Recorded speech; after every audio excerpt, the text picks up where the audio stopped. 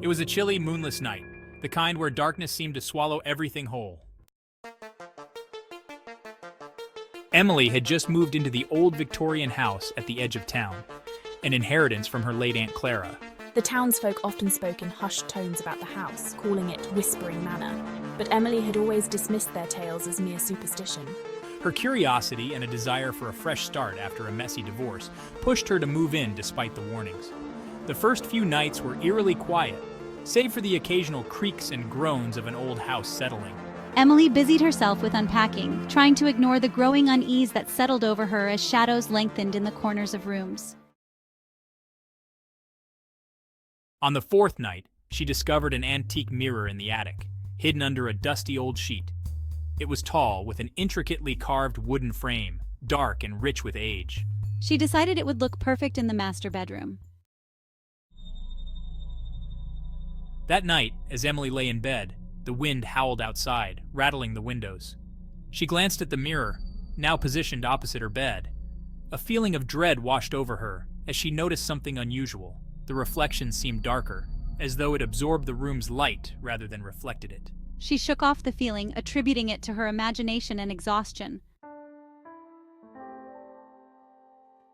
The following night, Emily was abruptly awoken by a soft, whispering sound. She strained her ears, trying to locate the source. It seemed to emanate from the mirror. Trembling, she turned on the bedside lamp.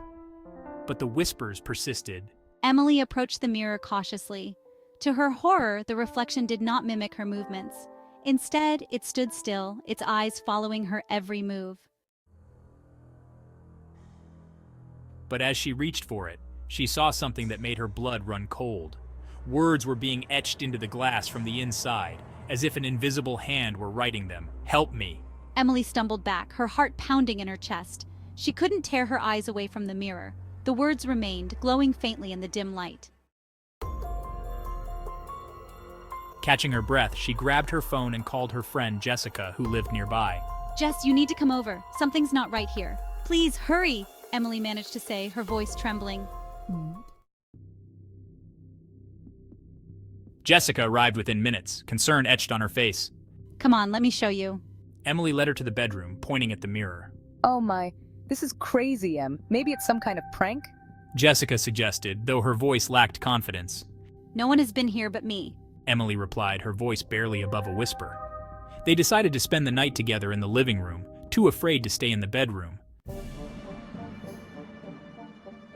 The next day, they called a local historian, Mr. Whitaker, hoping to uncover some information about the house and the mirror.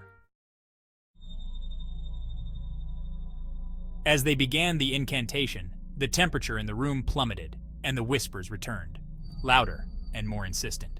The mirror's surface, it's starting to ripple like water. Suddenly a face appeared, gaunt with hollow eyes and a twisted, malevolent grin. Release me and I will grant you a wish. Emily's resolve wavered, but Jessica grabbed her hand, steadying her. They continued reciting the incantation, their voices growing stronger. A bone-chilling sound that resonated through the house. The mirror shook violently, then shattered into 1,000 pieces. The whispers ceased, and an oppressive silence fell over the room. Emily and Jessica stood in stunned silence, the candle flickering between them. The feeling of dread lifted,